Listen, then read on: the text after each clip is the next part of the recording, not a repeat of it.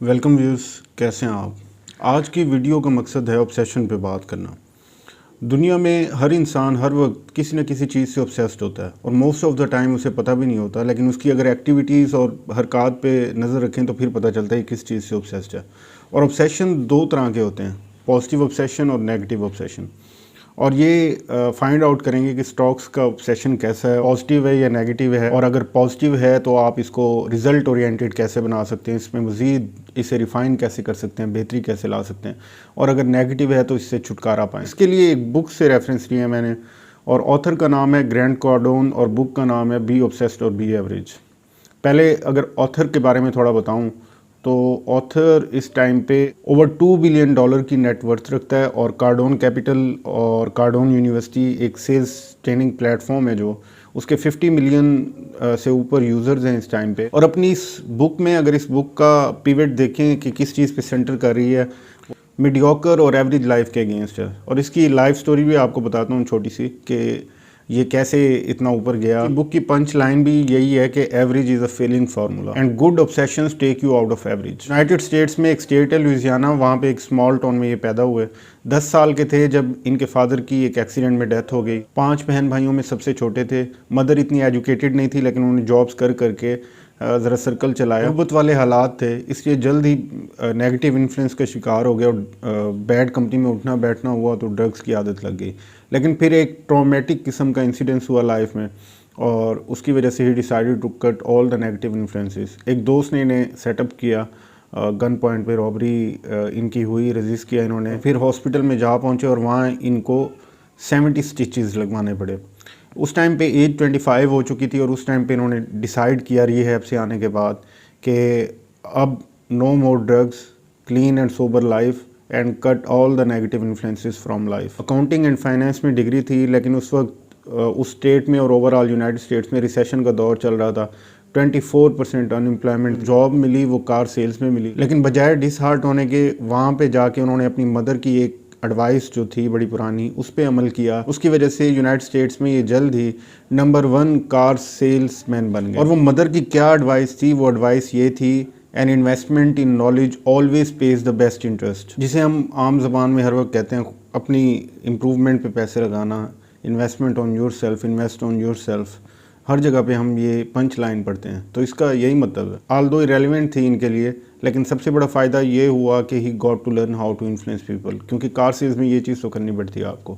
اور ایک سیونگ کا خاص پورشن رکھتے تھے اپنے لیے، اور کورسز کرتے تھے on how to influence people, and he learn that 30 he became a self-made millionaire۔ اور وہ کہتے ہیں I did not become a millionaire just because I was earning large sums of money, I became a millionaire because I was disciplined with my money۔ جب بھی میں نے پیسے نکالے بزنس سے اپنے لیے تو فوراً یہ بھی ساتھ ہی سوچا کہ no I'm broke, I'm at zero، اور فوراً جو ایکسٹرا منی میرے پاس ہوتی تھی ضروری سپینڈنگ کے بعد، اسے سٹاکس اور ریل اسٹیٹ میں پٹ کر دیتا تھا۔ جو سب سے امپورٹنٹ لیسن اس بک میں بی آبسیسڈ اور بی ایوریج میں گرینٹ کارڈون دیتے ہیں، وہ لیسن ہے you can have great energy and better balance if you become obsessed with productive things, with your passion۔ اور اس میں ان کا ٹیک یہ ہے کہ کریئر میں کوئی بھی کریئر ہو، بزنس ہو، جاب ہو، ایک سٹیج ایسی آتی ہے when you feel burnt out، آپ کا دل کرتا ہے نہیں یار بس اب اور نہیں ہوتا۔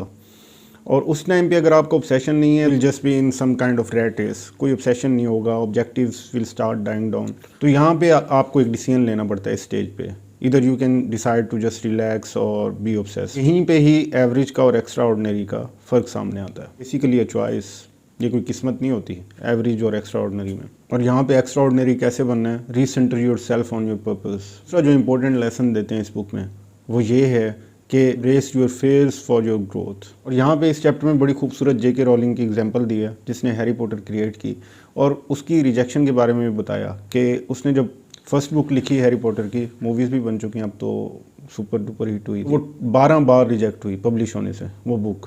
ہارورڈ یونیورسٹی کی گریجویشن سرمنی میں اسٹوڈنٹس کو اسپیچ دے رہی تھی، تو وہاں پہ ان کی جو پنچ لائن تھی بڑی بہترین، وہ یہ تھی if you never fail you will never live. تو اب آتے ہیں اسٹاک کے اوبسیشن کی طرف۔ مجھے پچھلے دنوں ایک اسٹاک مارکیٹ کے بندے نے مجھے واٹس ایپ بھیجا، اور اس میں کہا کہ چارلی مینجر جو کہ وارن بفے کے رائٹ ہینڈ سمجھے جاتے ہیں، ان کی ساری انویسٹمنٹس ان کی فرم کی سنبھالتے رہے ہیں اور سی ای او رہے ہیں ان کی فرم کے، وہ خواب میں آئے، ایوارڈ سرمنی میں آئے ہوئے تھے ایز اے اسپیشل گیسٹ تو میں نے ان سے خواب میں ایڈوائسز بھی لیں کچھ. میں بڑا obsessed ہوں, تو میں نے کہا یہ تو پازیٹیو چیز ہے آپ کی, آپ اسے رزلٹ اورینٹیڈ بنائیں.